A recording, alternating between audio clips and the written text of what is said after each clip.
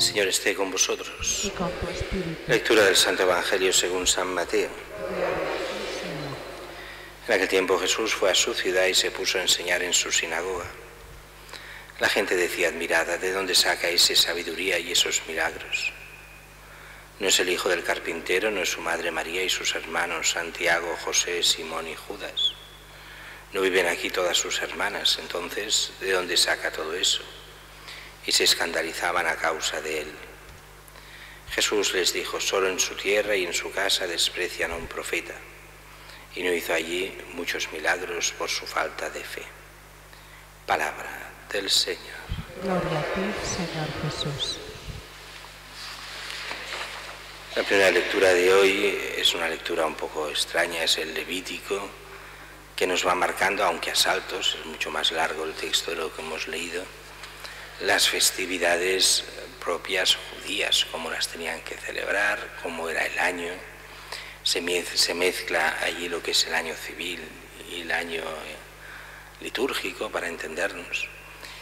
Y hemos de pensar que el año era diferente del como tenemos nosotros.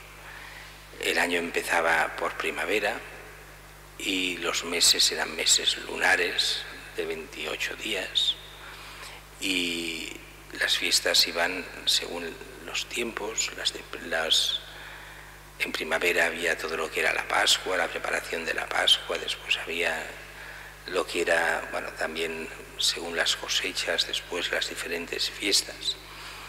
Para nosotros ya tienen muy poca importancia, más que porque nosotros tenemos la fiesta litúrgica que la Iglesia ha ido celebrando a partir de una gran fiesta que es la inicial, que es la Pascua del Señor, la muerte y resurrección, pasión, muerte y resurrección de Cristo.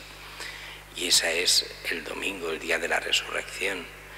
Y a partir de ahí se ha ido haciendo todo el calendario hasta que tenemos el nuestro. Sin embargo, el calendario civil para nosotros está bien diferenciado. El calendario civil nuestro viene, en origen de Julio César, que hizo la primera gran reforma. Y esa gran reforma, pues que tenía, los meses ya no eran de 28 días, sino de 30 o de 31, unos meses de 30 y otros de 31. Y un día al año, o sea, un mes, febrero, que podía tener 30, o si era bisiesto, 31. Lo que pasa es que muy poco después, Julio César, que había puesto un nombre, puso un mes a su nombre, el mes de julio, y dijo: yo no puedo tener un mes de 30 días. Así que le pondremos uno más, 31, porque es mi mes, así que será de 31 días. Y le sacó uno a febrero y se quedó en 29. 29 o 30 cuando era bisiesto. Y después llegó Augusto y dijo: yo no seré menos que Julio César. Así que le sacó otro mes, al mes de agosto le puso otro día, 31, y le sacó otro a febrero y se quedó con 28 días, febrero.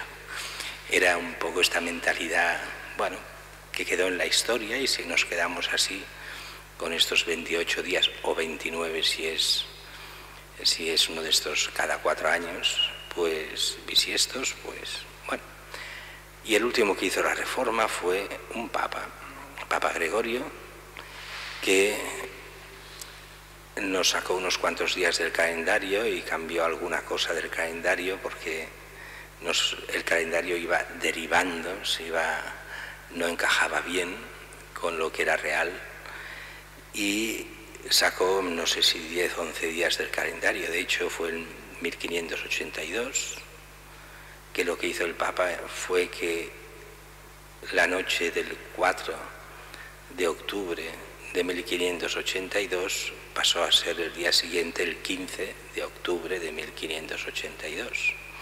O sea que si algún día os dicen ¿qué pasó el 6 de octubre de 1582? Pues no existió, simplemente. Esos 10 días no existieron. El caso es, que ahora nosotros tenemos el calendario que tenemos, y por eso no es este calendario que hemos leído en la primera lectura. Y el calendario fue cambiando hasta que el calendario empezaba el 25 de diciembre, en la segunda reforma.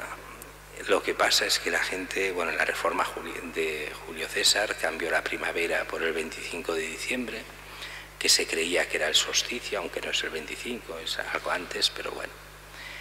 Solo que los romanos daban una semana de fiesta para el inicio del año. Así que el 1 de enero era el primer día laborable, no era el primer día del año, sino el primer día laborable, porque estamos en un calendario solar que tiene que empezar el año con el solsticio de invierno. Por eso a mí me hace muchísima gracia cuando yo veo las noches del 31 de diciembre, todo el mundo, cambio de año, cambio de año. Mentira, no hay ningún cambio de año, eso ya ha pasado, eso es una convención que decimos, pero no es, el calendario solar va por otra historia, no es eso, pero es igual. Para nosotros el calendario que cuenta es el calendario de Cristo. El que cuenta es, sobre todo, lo que es el domingo, el día del Señor. Las grandes fiestas que se nos pusieron para recordar, sobre todo, ir viviendo la vida de Cristo. Y así empezamos con su nacimiento y la preparación a su nacimiento. Continuamos con ese tiempo ordinario que vendrá después la preparación a su pasión y su muerte, después la celebración de su gloria, de su resurrección, y volvemos otra vez al tiempo ordinario viviendo la vida de los santos, la vida del Evangelio normal, de las enseñanzas de Cristo, y ese calendario lo vamos repitiendo para que Cristo entre con fuerza en cada uno de nosotros. Pero dejemos la lectura esta del Levítico, que ya digo nos importa poco porque es ya pasado y era solo para el pueblo de Israel.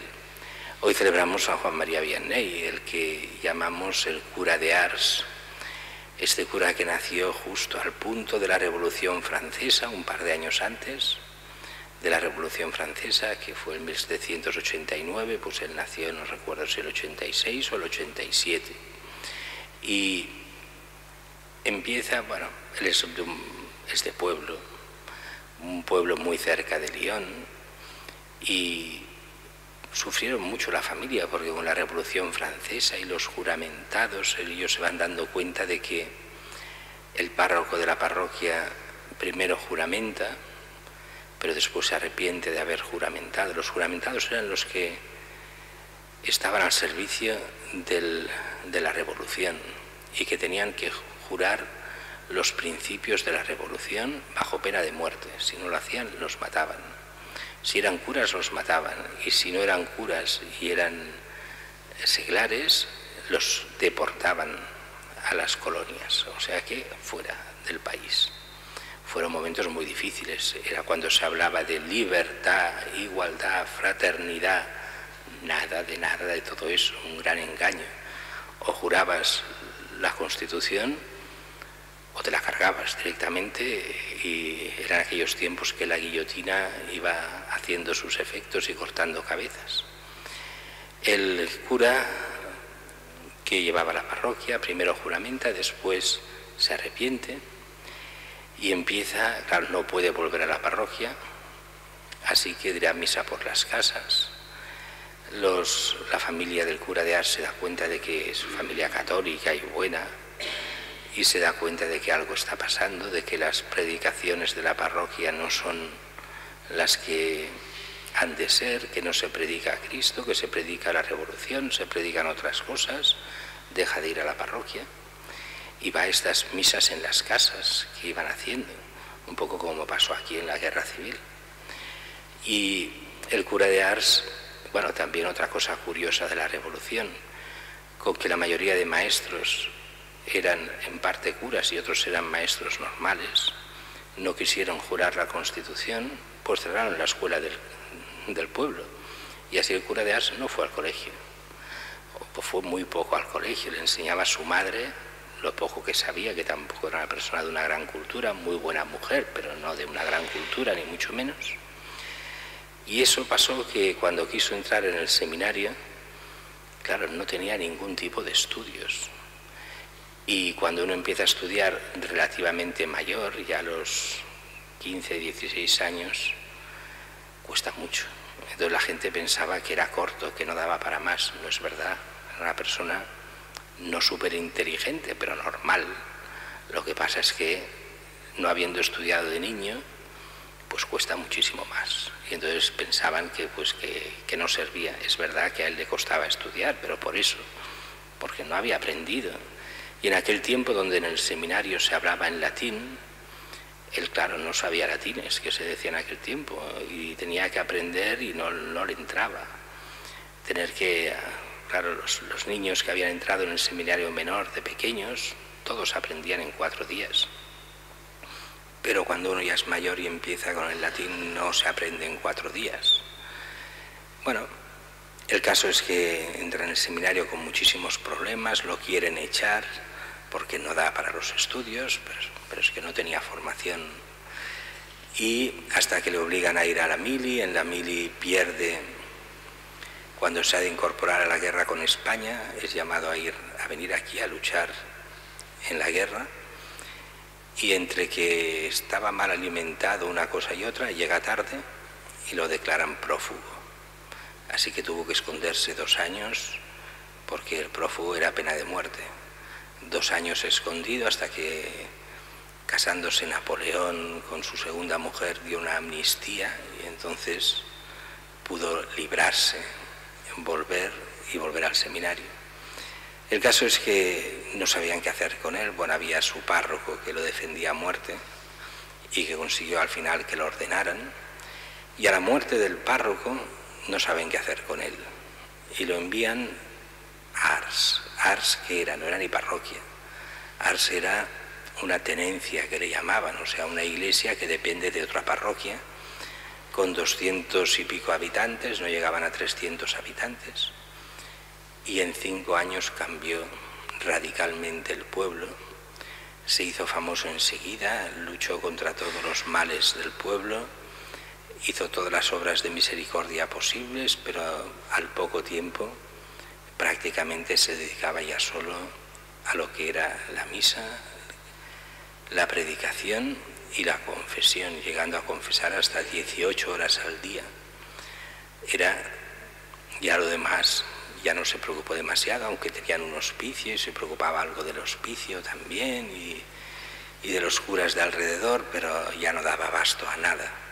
Fue un ejemplo brutal, el demonio se ensañó con él, eran famosas las diatribas del demonio.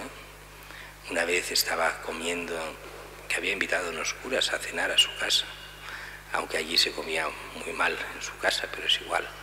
No sé si habían traído la comida a los otros curas o no, porque si era por lo que él ofrecía, poco comerían. Y mientras están comiendo, en la planta baja, se oye en la planta de arriba un estruendo de muebles que caen, de todo. Y se asustan los curas y dicen, no os preocupéis, ese es el demonio que hace de las suyas. Eso quiere decir que ahora viene una conversión importante. O sea que ya va bien, que haga de las suyas porque está enfadado. Hay conversión a canto. Y al cabo de poco viene un hijo vara perdida de uno de los marqueses más importantes de aquella zona, que viniendo a pedir confesión y con un cambio radical de vida. Y como eso explican miles y miles y miles de anécdotas. Por eso es el patrón de los párrocos y el Benedicto XVI quiso que fuera patrón de todos los curas, porque es una de las figuras egregias, aparte de que sabía predicar, sabía confesar. En la confesión para algunos era muy duro, era un estilo Padre Pío, si no veía un arrepentimiento clarísimo, te sacaba del confesionario, pero lo hacía de una forma diferente a lo que la gente se piensa, porque dedicaba su vida a rezar por él hasta que volvía arrepentido y sufriendo muchísimo por la conversión y por la salvación de cada una de sus almas. Y es lo que fue consiguiendo en su vida, la conversión. Todavía hoy Ars es signo de esta forma de hacer única del cura de Ars, que la Iglesia quisiera que se contagiase a todos los curas del mundo.